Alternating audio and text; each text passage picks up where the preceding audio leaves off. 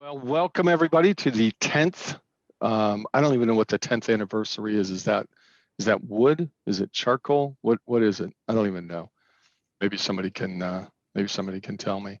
But our 10th office hours, the office hours, and today with Ryan, we're going to be talking about the relationship graph. Um, I find the relationship graph kind of an interesting thing because it's like this little decoder ring of questioning. If you ever have a FileMaker database that you've worked on and you go to a developer and they say, yeah, can I take a peek at your relationship graph? Typically that's code for how good of a developer are you?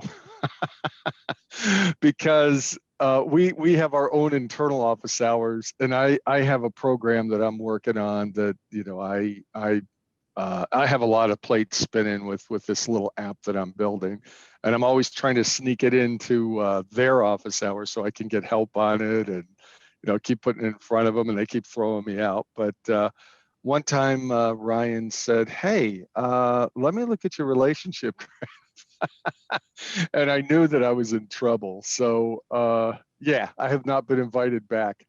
Um, so Ryan, what do you think? Relationship graph, good, bad, indifferent? Is it fun? Yeah, I mean, it's a really neat way to kind of think about this sort of stuff, and it's a really novel concept that I still, to this day, haven't really seen replicated to the extent that FileMaker has in other environments. So I'm pretty excited to talk about it today. Awesome. Yeah, so I'm glad you put the housekeeping slide up. Jump on video. It looks like Florence is here all the way from Texas. It's awesome to see you. Participation, raise your hand. Mike, Pratt, Ryan are all going to be, and I don't see Patrick as well, but they're all going to be monitoring the chat box. So if you've got a question, throw it in there. Somebody should be able to take it and run with it. Um, I've changed. I don't know if you've noticed or not. I've been very remiss in these recordings, but I had one of my staff help me out, and she edited the videos and set up a YouTube channel. So I'm going to figure out where that is now, what this thing called YouTube is, and find it, and I'll blast out the link for the recording. So you'll be able to go back to all 10 and grab them and do your thing. So the after action email that I used to send where you could download the file and everything. The last couple times I haven't done it, but I'll get that taken care of. Yeah, so that pretty much wraps that up. It's definitely a user group. Please participate. And Ryan, with no further ado, I pass the mic to you. Great. So yeah, today again we're going to be talking about the relationship graph, and we're going to start off like really basic with it, but we're definitely going to dig into some more advanced topics pertaining to this. So if you're kind of bored initially, stick around and maybe you'll still learn something. So to kind of kick it off here, I just wanted to kind of cover really quickly, what exactly are we talking about when we're talking about the relationship graph? And it's a graphical interface that allows you to, within FileMaker, describe how your data is related. And that's important because data isn't like using the relationship graph doesn't establish the relationships realistically. Like the relationships are there kind of innately based on the data that exists in each table. So you might have a people table and you might have a donations table, and typically you're going to have a primary key on that people table, and you're going to have a foreign key for the people in the donations table, and the act of putting that person's primary key in the donations foreign key for that people table will effectively relate those two records. Like whether or not they're connected in the relationship graph doesn't really necessarily make that data related or not related. FileMaker, it's you're describing how that is in the relationship graph, and what that does for you is it allows a number of really integral features to be used within FileMaker. So there's a number of things that if you've been developing in FileMaker, you probably don't even think of them as things that are that are leveraging the relationship graph, but they absolutely are. These are things like portals require that a relationship be defined within that graph to be used, or the go to related record script step is the same kind of thing. Like you can't use that unless two tables are related. You know, aggregating data across a relationship. So, for example, going back to that person and that donation example, being able to summarize the amount of donations a person has made uh, through like kind of automatically through that relationship would of course require that you define that relationship in FileMaker. So it's really important. It's one of like the most fundamental things in FileMaker, and it's really kind of one of the basis, one of the pillar stones of FileMaker development. But we find that a lot of new people are kind of intimidated by the graph and kind of shy away from it. And what that usually ends up producing is systems where you might have one or two tables, and they just don't have the kinds of, like, they don't take advantage of the relational capabilities that FileMaker has to offer as a result of this intimidation. So part of what I was hoping to accomplish today is to kind of demystify the graph and kind of help explain some pretty specific parts of it. And Brian, can you make sure your screen sharing isn't frozen? It is not. We're just on. Okay, good. We're just checking. It should be. Let me know if you see me switch to FileMaker Pro here. Yep, we can see that. Okay. So I did want to kind of just show you, this is a really simple file. It looks pretty familiar because we've used it for a bunch of these office hours demos. Just a little dashboarding demo that we put together. And it's got a pretty simple structure. Like pretty much the only real data that we have in here are people and donations. But we do have our relationship graph set up here. And I wanted to look at a few specific functions. So you can access this relationship graph by going to File, Manage, and then Database. And you get 3 tabs up here at the top. You're probably already familiar with the ability to define tables in your system. Each one of those tables is going to potentially have a number of fields associated with it. And then the relationships graph is, again, how you tell FileMaker how pieces of data those tables are related to each other. And when we're working with this here, we're not working necessarily with tables themselves, right? We're working with table occurrences. And that's a really important distinction because if we only had the option to work with the tables, what we would be developing is an ERD, an entity relationship diagram. But that's not what we're doing. We're developing a relationship graph. We're actually defining potentially multiple paths to the same data. And there's some really cool things we can do to take advantage of that fact. So to create a new table occurrence, down here in the lower left-hand corner, there's this Add a Table button. And if you click on that, it'll bring up a Specify Table dialog, and it will show you all the tables that you have listed here under this Tables menu. You could also potentially pull that from another data source. So it could be like, an external SQL source. You could like pull from like MySQL or SQL Server, or another FileMaker file. So that's a really common thing, would be to modularize your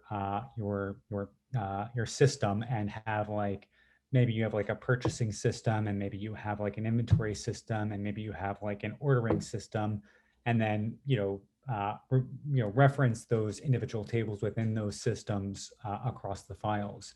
And again, you can easily accomplish that with data sources here. For right now, we're just working in the current table though, and you can select a table and it gives it a name. So I already have a table occurrence here named donation. So it says it's got to be donation 2. So it does have to be a unique name. But I can name it whatever I want to call it. So I can say another instance of donation. And it could have spaces. It could there's pretty flexible with like special characters to an extent. Yeah, so that's creating a table occurrence. And so this is the exact same data as this table over here. It's just another way to refer to it. And when you're creating layouts, you are going to choose a table occurrence to base it off of. And that's really important. So if I created, oh, that's a new file. Let me back out of that.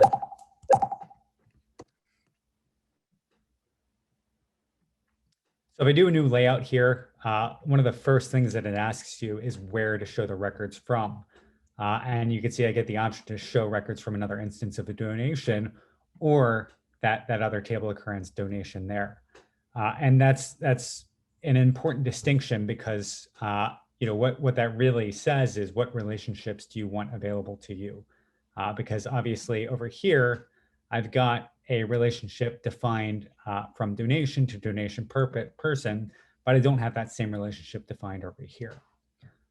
So you can kind of see there are definitely some situations where that might you might have to kind of keep that in mind. As far as once you have your table occurrences, you can move them around kind of at will, just by clicking the title and dragging. So you can see I've got my kind of relationship graph organized here. So typically you're going to want to make sure that it's got some sort of system in place to organize that data, because as it grows and expands, this graph can get pretty unwieldy to navigate, and you can really regret some of your decisions, some of your earlier decisions, if you don't kind of keep it all consistent and neat. And we'll talk about some techniques for that a little bit later.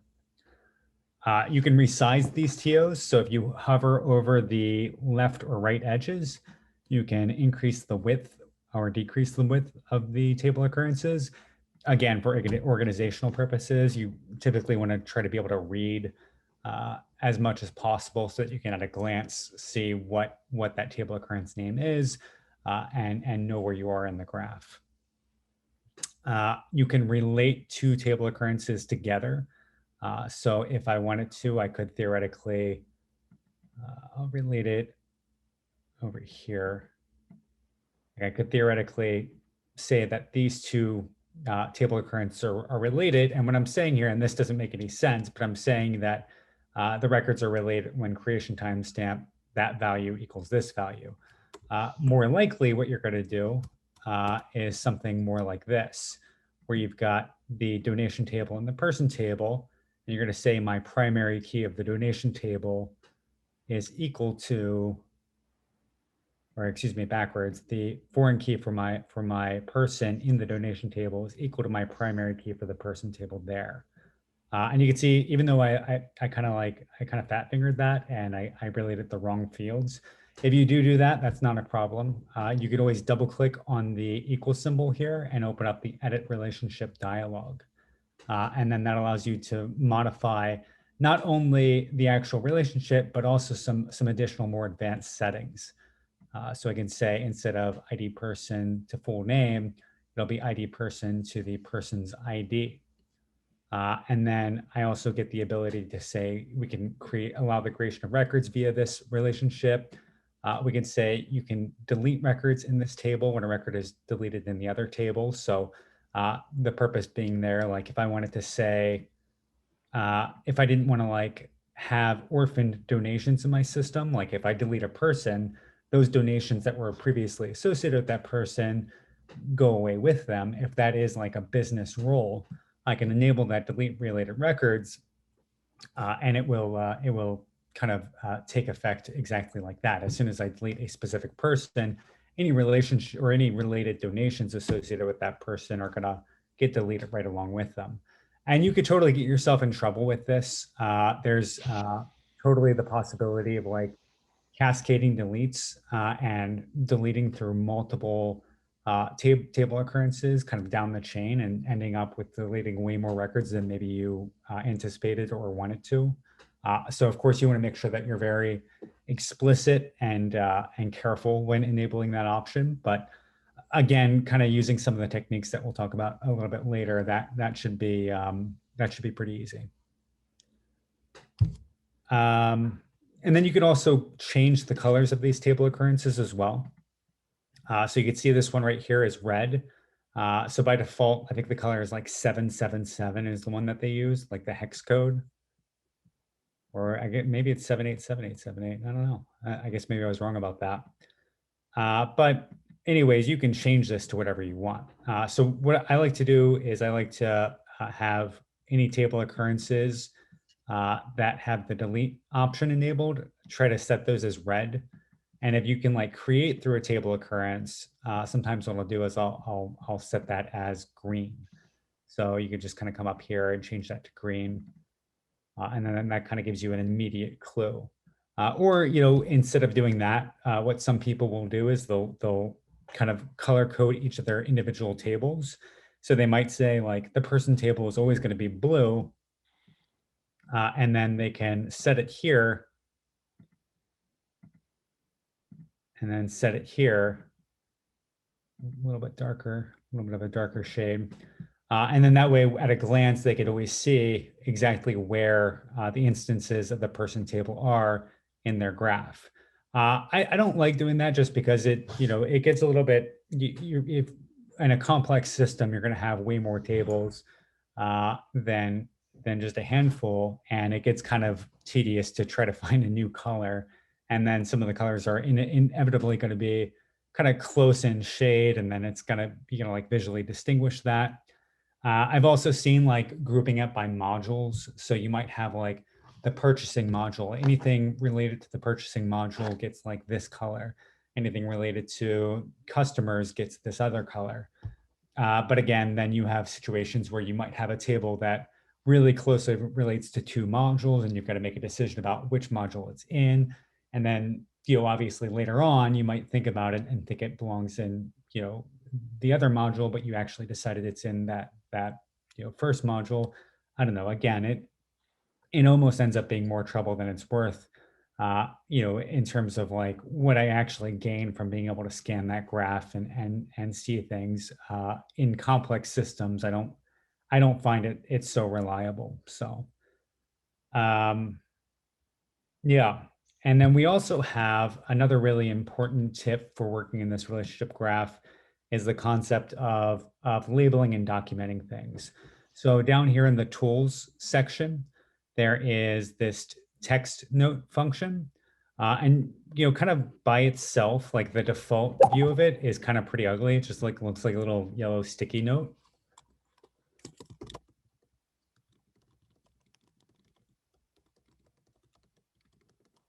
Right, you can put a little note in there and just have it in your system.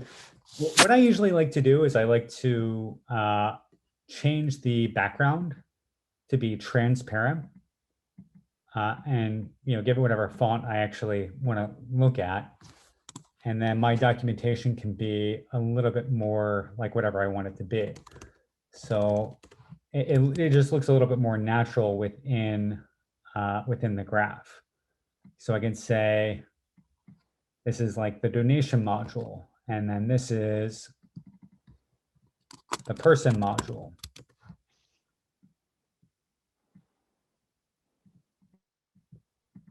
And then I could add like some additional context underneath that as well. I could say, like, here's my 13 point.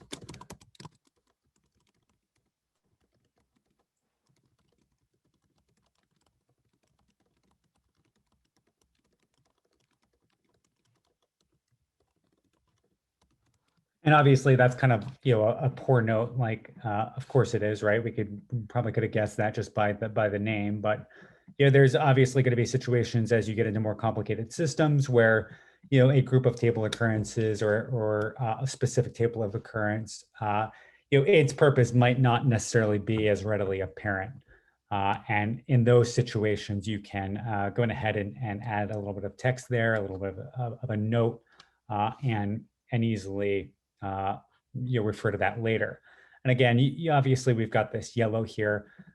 You could also do like kind of like what we were talking about earlier, where you're color coding major modules rather than dealing with that with the table occurrence level. You could also deal with it at the note level, and just like, you know, rather than maybe, you know, the transparent text, maybe the color here is red, or excuse me, white. That's backwards. Let me do like a red background. and white text so that you can very quickly and easily scan down the list of table occurrences, scan the graph, and spot where the donations are because they're red. And then any table occurrences that relate to donations you could put under here, and then maybe another note to denote the next section. You get a lot of flexibility here. I think however you choose to go with it is fine. It's kind of up to you. I think the more important thing is just to be consistent with it and develop a system at the start and stick to that as you progress through building that system, so that somebody that looks at it later on, or even you looking at it a year or two down the road can easily decipher that and kind of pick up and go with it. I think it's also important, I just want to kind of note here in terms of like naming schemes along that same line. It's really important to, again, be consistent. Some people, they like to do things like they'll say, instead of person, they'll say like PER, and instead of donations, they'll do like PER_DON. I pretty explicitly don't like that. I don't like the abbreviations, right? I'm okay even with the underscore, like I think that's okay, but I think the abbreviations make it significantly harder to decipher. Like PER without having person up here, I have no idea what that means. That could be anything, right? So then you need some sort of a data key to decipher this later on. And I don't know, it takes more brain power to read the graph than if you just spell it out.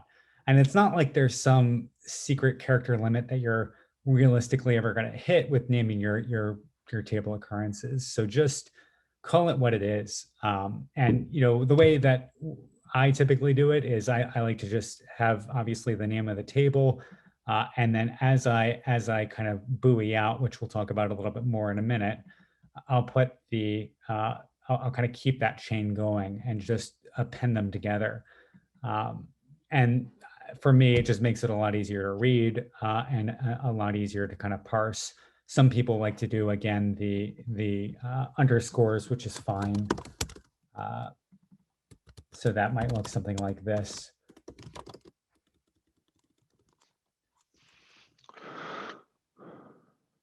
And they might like capitalize always whatever the base table occurrence is. And that's like, great, that's fine. Again, it's not how I prefer to do it, but I think the more important kind of takeaway there is not to abbreviate it, right? It's just not, you're not really getting anything out of it.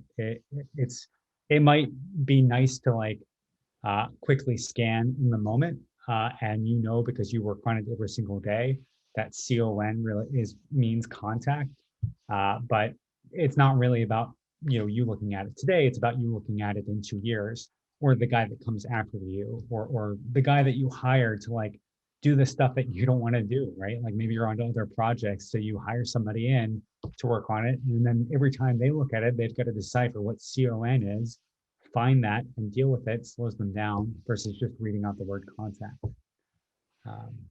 Yeah. So that's kind of working with the relationship graph itself. And that's kind of that part of it. Before we kind of move on to some other topics around this, any questions so far that I can kind of check in and answer? No, there hasn't been anything in the chat. Oh, go ahead, Don.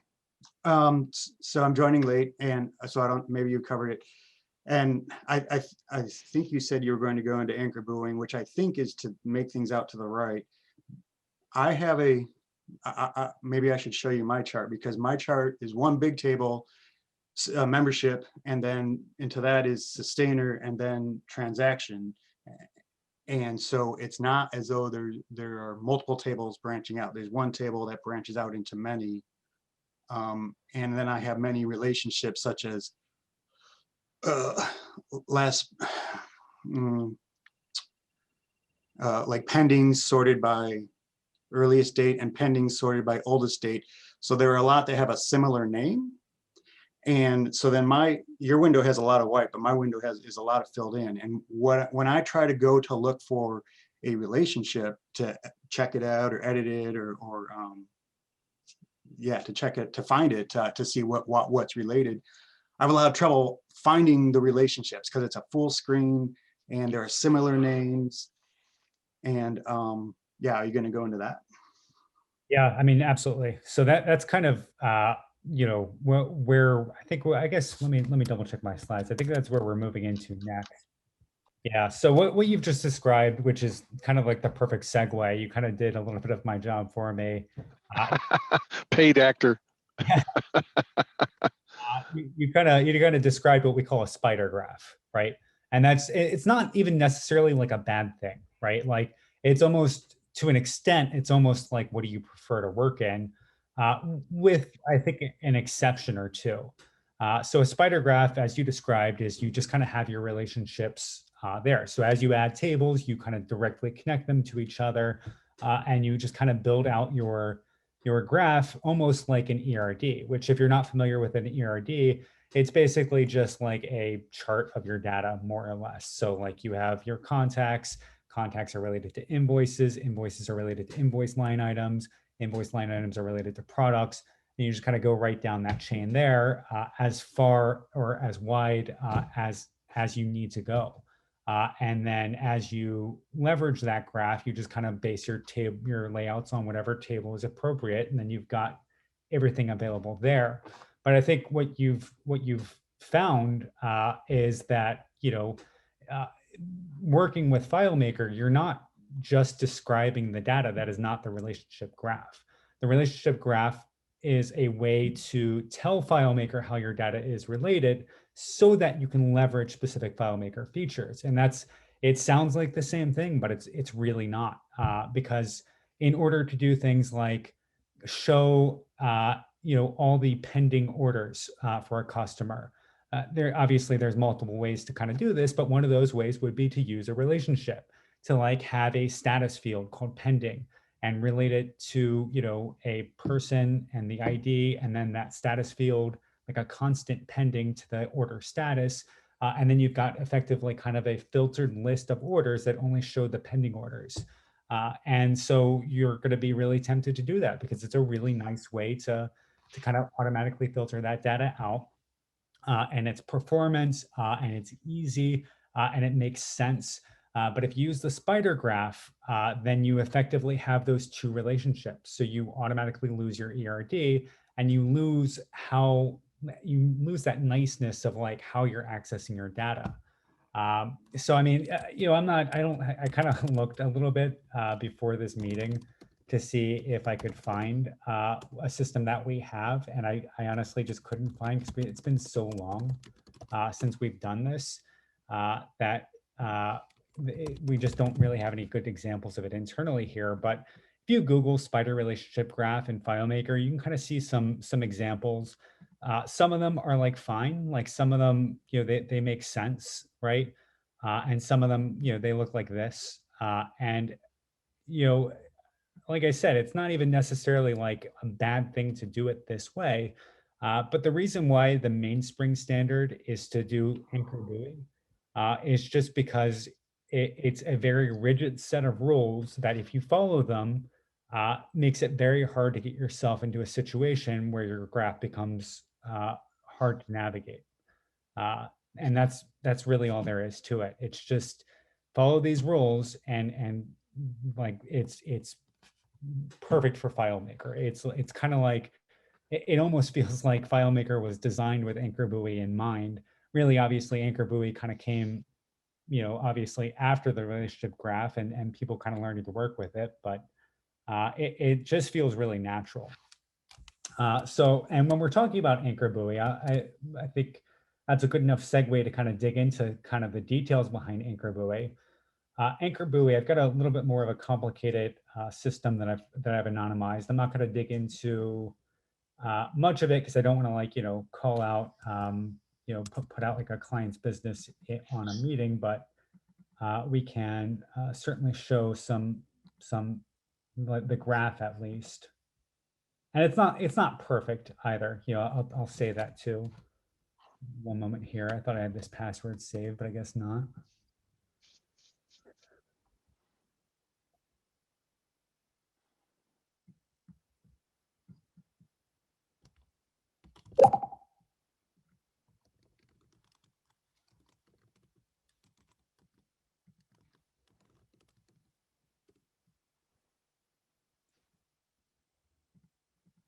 Okay, so I've got this system here, and it's an anchor buoy system, and this is how you would expect an anchor buoy system to look.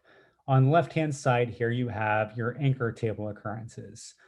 So these are, if you go over here to the tables, you can see we've got every table here is going to be represented as an anchor on the left-hand side here. And then if you were to build a layout, for example, based on the location table occurrence, right? Any other table occurrences that it needs to reference, you would buoy out from here. So like the downsides why somebody would say don't use anchor buoy is that it does involve a lot of duplication, right? Like if I want to represent, if I want to show the region associated with a location, and then vice versa on the region layout, I want to show the locations associated with a region, then I have to effectively define that relationship twice, which, yeah, I mean, it's a little bit of extra effort. But the upshot of that is that it's very extraordinarily clear how I access that data from the location layout. If I'm on the location layout and I want to look at the region associated with that location, I look at location region. And it's very black and white. Like it's very, very much like just a, like there's no guessing about it. I don't have to go and look at the relationship graph. I just know by the presence of a location region table occurrence that that's the region associated with that location. With the spider graph, I can't really guarantee that. And I also can't really guarantee that from where I am in the graph that I have access to that region table if it were just location directly to region. Like there's no real guarantee without like directly looking at it. So again, we've got our anchor table occurrences here, and then any table occurrences, and kind of going back a step, anchor table occurrences here, any layouts that we create, like any layout in the system at all, and this is a hard and fast rule, will always be based on an anchor. You will never have a layout based on a buoy. If you have a layout based on a buoy, take a step back and think about why that is the case, and then realize that you're wrong, and then go back and base it on an anchor, right? Because it's just, you know, if you base it on a buoy, you're not doing anchor buoy at that point. And it's really easy to kind of get lazy with it and say, well, I only need it for this, you know, this one little bit of data, and the relationship's already defined from tax to person here, so, you know, whatever. But, you know, then you're just not adhering to the rules, so you can't rely on the guarantees that anchor buoy would give you otherwise. Data should only ever flow in one direction, from left to right. And then on that layout, any features, anytime that you need to be able to use a feature, you create an appropriate buoy for it. So there's obviously more data related to people than just right here, but we don't need it for the person layout. All we need is this data here, and then a little bit of this data here, potentially. And again, that's only for things like portals or go to related record, or, you know, the aggregation of data, that sort of thing. So any questions on that so far? Yeah, wouldn't you find it performance-wise better? So I'm thinking that if you, so looking at person there, if you made a layout in per, so these are different tables within the same file? Yes. Okay. So, but do your rules apply? Does that rule apply if they're different files? Yes, it absolutely would. So even if I had like a person table and a location table, if I had a location layout in the person file, right? So let me back that up. If I had a person file and a location file, if for some reason I had a location layout, a layout based on location in the person file, I would need a location anchor in that person file. I might also have a location anchor in the location file, but it's entirely based on what the layout is.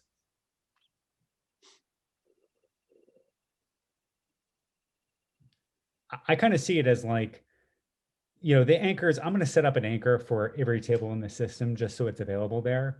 And then any layouts that I need are going to be based on one of those anchors.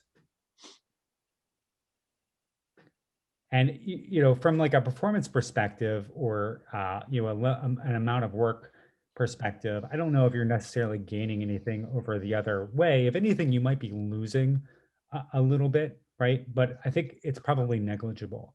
And the reason you might lose something is for caching reasons, right? Because if FileMaker goes from person to order, and then over on the order table occurrence, it goes from order to person, it's probably, I don't know for sure, but it's probably not going to be able to leverage the same data cache to represent that information both ways.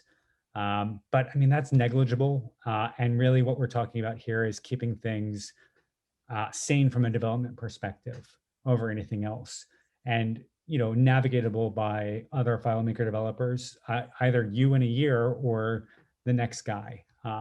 And making sure that it's easy to quickly navigate and traverse the graph.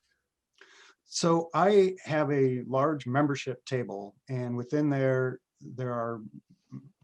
a name, an address, and those are things about a member, and there can be multiple members within a membership. And to me, it made conceptually that I should move members into a different table. And so I did that. And then what I found when I searched on membership for a name, it was several seconds to find it. So it took a performance hit when I moved some fields into a different, so it sounds like that's what you're describing, but then that I did notice a performance hit. And I ended up moving it back, which is a big project because now everything was looking over there. But I was like, I shouldn't have to wait to search for a name. It's not a calculation, it's a stored field. But now I'm having to wait searching at the membership level for members. So I'm going to move it all back. And that was a kind of a train wreck, slow train wreck. Yeah, I mean, that's really kind of getting into like a lot of different topics there. I mean, there's like the concept of data modeling there. And then there's the concept of like, designing your access and your structures and your user interactions so that they're fast, even if maybe the data is not stored within the same table. And there's definitely some ways to attack that. I feel your pain there because I think your initial instinct was, and I don't know, obviously, because I don't know your system, and there's obviously a lot of context there.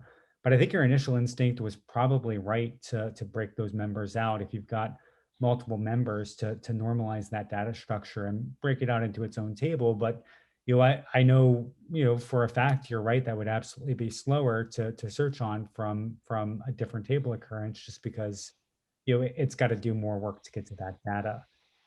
And there are solutions out there, but they're unfortunately not easy.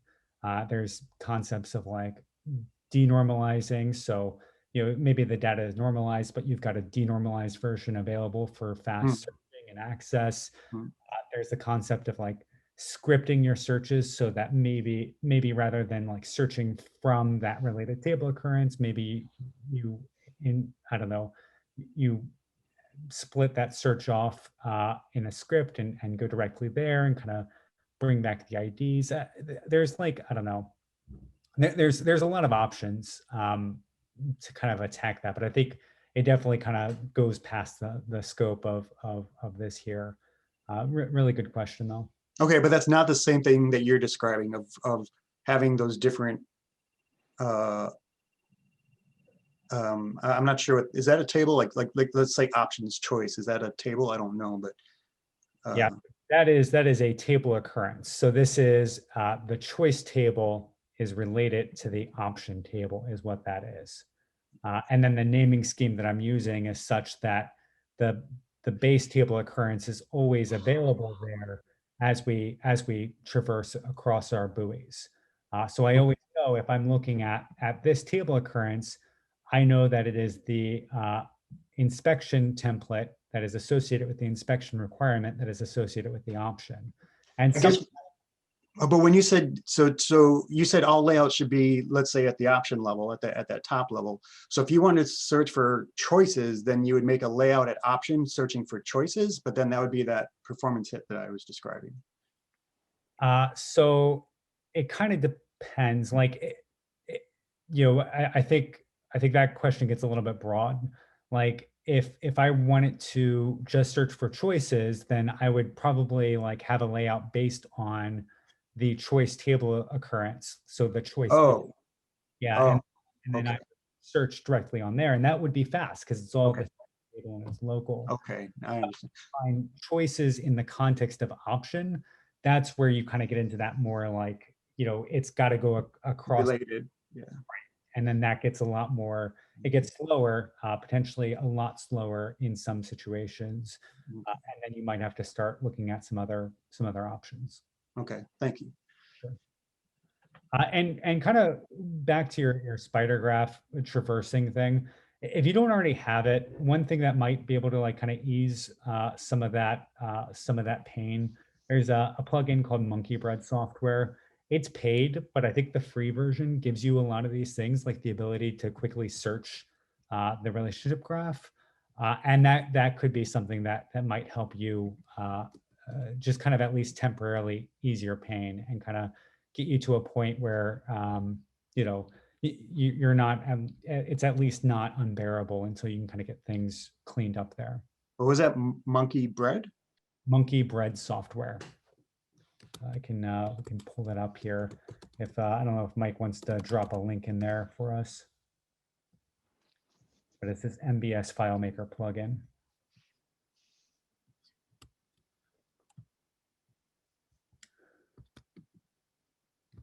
Okay, and there's others out there too. There's other ways of organizing your graph. I'm not going to really dig into them because I find that what they really are is they kind of come down to some combination of the first two methods that we talked about. Or there's also some like really off the wall, like why would you even do that sort of stuff? So I'm not going to talk about that stuff all that much. I think the two important ones to know are the spider graph and the anchor buoy, and kind of know like, pick one at the start of it. Know that if you pick spider graph, hopefully your solution is going to stay small and simple, because it could definitely get unwieldy as you grow that solution.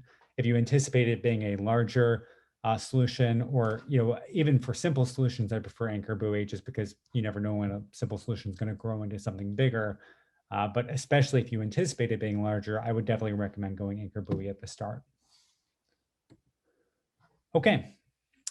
So I wanted to kind of cover some advanced topics here as well. And these are like, I don't know, like none of this stuff is like, you don't have to do any of this. In fact, like this connector and selector stuff, we have done for a while, at least I have, and I'm moving away from it just because, a lot of the evidence that's coming out around it now is that it is kind of slower. You get like a definite performance hit just by using this one here. Like you immediately lose some performance based on the way FileMaker works and like what it does when it starts up and how it traverses the relationship graph to kind of cache things for easy retrieval. And some of the speed tests people have done out there, like, I don't know, they're cool to know, and it's cool to know that some of this stuff exists, and you can even like use it like in a more localized fashion, which I still do in a lot of contexts. But I wouldn't say like any of this stuff is like you have to know it, just because it's not, it's really, it's not necessary to do anything. So the first one is this concept of connector, and we've got it set up in this system here. But the idea is that every table occurrence is connected to every other table occurrence. And what that does for you, and you do that with like, a really simple table called like connector or whatever. And then you have like these global fields that are joined with a Cartesian join. Cartesian join meaning everything is related to everything. Like it's effectively like these two, all the records in each of these tables are related no matter what, no matter what's in these fields. So these could be blank, they could be like any data at all, and everything will always be related to each other. And what's nice about this is, from, the context of the customer table, I can show you all of the buildings in the system, no matter where we are, right? Like, so from a customer, I can go through connector and I can look at building. I can look at all the buildings, and you can use that to do things like, an even better one might be like from an orders perspective, I can show you all the customers. So you can create a new order. You can say, associate with a customer, and you can pull up a portal or a popover with a portal on it that shows you all the customers in the system. And then you can filter those down using kind of like the standard filter functions, and then relate that order and that customer together. So it kind of gives you a really easy way to traverse the graph. There are downsides to it. As I mentioned, the connector, like this setup, it's not significant, but as your graph grows, this gets slower, at least in terms of like starting FileMaker up. That initial load time can get slower. And again, I think from the context of like queries that are performed, some of the tests that they've done, I think this is a little bit, I don't know. I wouldn't recommend starting with this, maybe in like a localized fashion, but or smaller files maybe. But it's an option. And that's the connector. You could also kind of, along with that same concept of the connector, there's this concept called selector, which it kind of plays hand in hand with the connector. Like you almost need the connector to use the selector. And the selector is another table occurrence called selector, right? I know it's groundbreaking. And that is going to hold a whole bunch of global fields in it. And those global fields are going to be foreign keys for each table occurrence that you want to associate with the selector, and then you set up a selected instance that's related to that. So over here on selected activity, I have the activity key related to that activity table, and I have allow creation of records in this table via this relationship. And what that allows me to do is it allows me to, from anywhere in the system, I can create a new activity through this relationship. So I can say, no matter where I am in the system, I can create an activity, even if my current table occurrence isn't directly related to that activity table. That means I don't have to go to that layout to do it. I don't have to break that user's context at all. I don't have to spawn a new window. I can just hit set field selected activity with the data that I need, and it will create that information, and I've got a new activity.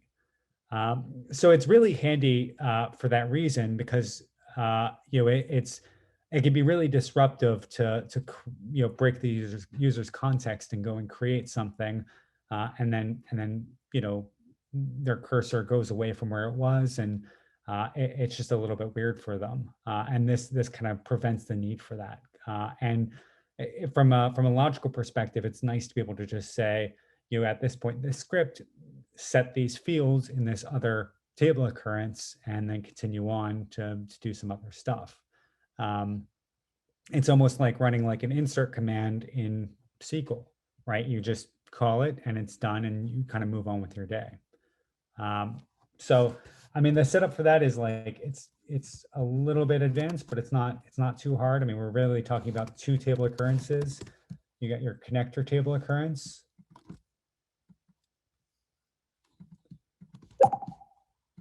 You create your join field there.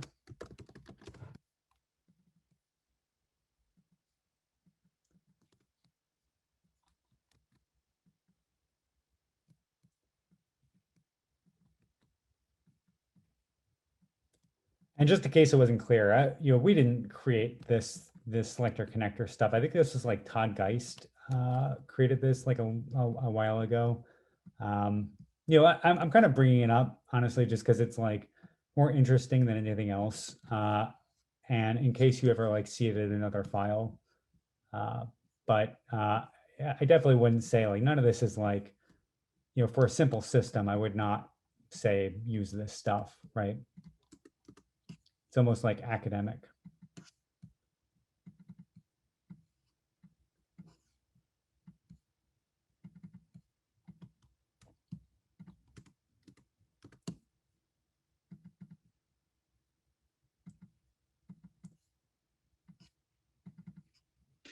Can you work while I ask you another question?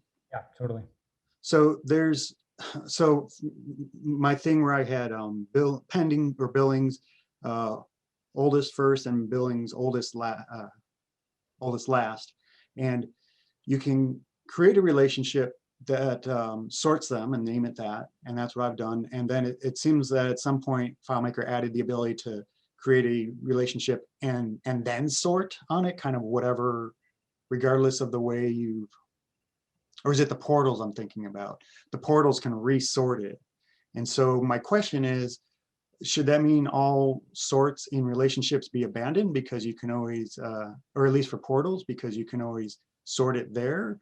Or what happens if it overrides it? Like what's the preferred way to do it, since there seem to be two ways to do the same thing? Yeah, I mean, it depends on the context. If I remember correctly, sorting on the relationship is more performant. So if you've got like a large data set, then you're going to want to go with the relationship sorting level. And then further, if you sort it on the portal, right, that's only impacting the portal. So then if you reference the first record related, like through a script or something, then the portal sort would not impact that. So portal sorting, gets you the display layer, but it wouldn't necessarily get you some of the other scripting layers that would potentially need that relationship sorting. So it definitely replaces some aspects of it, but not all of them. Okay, so it almost seems just more like a display thing, but seems dangerous to use, because then I think I was accessing the one that's at the top, but it's actually not that one. It's the one based on the relationship.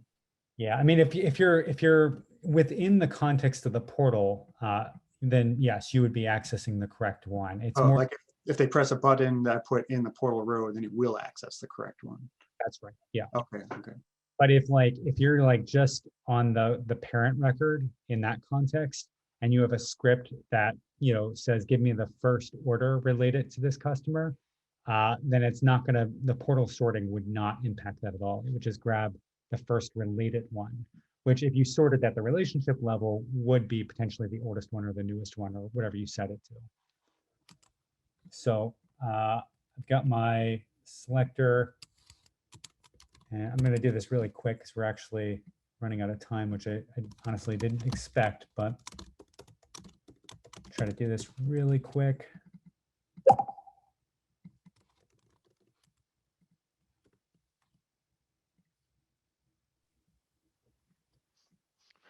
You have speed development going. Ooh, should we have a competition?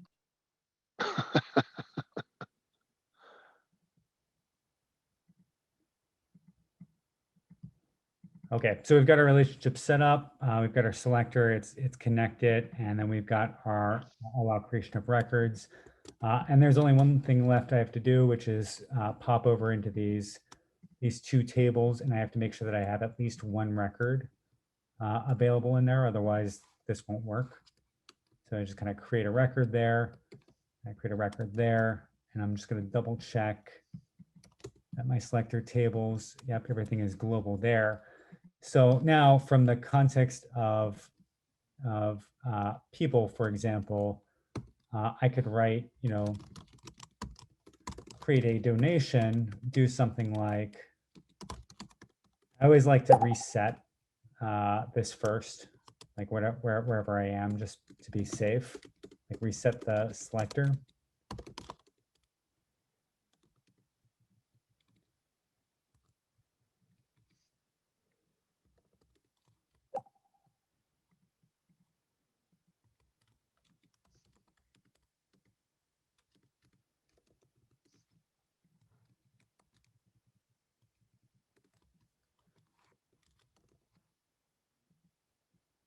now wherever I am, it doesn't really matter as long as it's connected to that connector. I can run this script and it's going to create a new donation for 200. And obviously I could set whatever I wanted in there. So, it's not hard to set up at all. And then it gives you that flexibility for, to, again, from if I'm over here in the person table, I can run this script and create that new record without any trouble at all. So pretty neat little technique. If you Google any of this stuff, you should find easily some resources that maybe even break it down easier and more clearly than I do. I wanted to quickly touch on one last thing, and we don't have a lot of time to dig into it, but that's okay. It's not that. You know what? Maybe that's a whole topic unto itself. Yeah, I mean, What do you think? Not really, but I'll just quickly say you could theoretically split the interface and the data layer and reference them. Like, so this is my interface layer. There's no tables in it, but we pull all those tables from the data layer over here. That offers some benefits, like the ability to totally replace this interface file or move the interface file offline and keep the data file online, or a number of other ones. But it's just kind of a novel technique that if you weren't aware of as an option, might warrant some more investigation and kind of some more research there. And then that's kind of what I'll end it with, unless anybody has like a burning further question on it.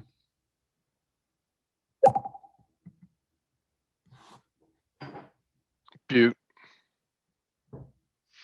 Okay, we got like 3 minutes, so yeah. Like I said, we will create the YouTube channel, get the information out. It already exists. I just have to get a hold of Katie to figure out where it went. And then we've got 3 new server types in our arsenal that are just based off of what we've always done. GovCloud is more for the government. Light is just taking our standard Windows server and backing it off a bit, and then Foundation is essentially copying the essentials that server the FileMaker has. Some of you are new to us through hosting because FileMaker is ending their bring your own license program and moving everybody toward either the essentials or FileMaker Cloud. So if you've got a license and you got that email, give us a call. We'll get you hooked up. If you've seen anything here that you want more information about, or you want to schedule maybe a one-on-one coaching to help clean things up, we can certainly do that. Just throw a request into Answers. Answers is a great repository for everything. If you don't know how to get a hold of us, answers@gomainspring.com, throw it in there. Pratt, who is on the line, manages the team that responds to those. He'll make sure that it gets to the right place. And then, Mike, do we have Cough Mug tonight in Ohio?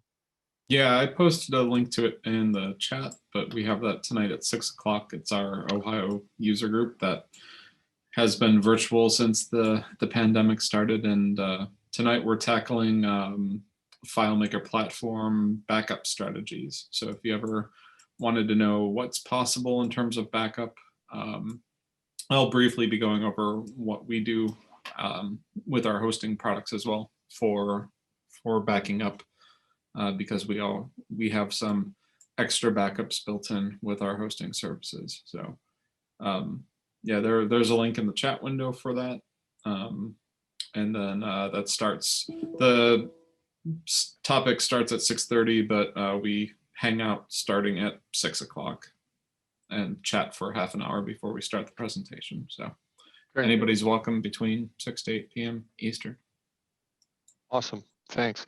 Okay, so keeping us on schedule, it's 2 o'clock. Great job, Brian. A little bit of a, you took us from 0 to 60 on that. That was awesome. And we will come up with something fun for February, which, grabbing a calendar here, the February meeting, if I count to 3, is the 18th of February is going to be our office hours, and we can go from there. So thanks so much. And like I said, if you've got ideas for office hours as well, throw them into answers@gomainspring.com, and we will see everybody in February. Thanks, everybody. Take care.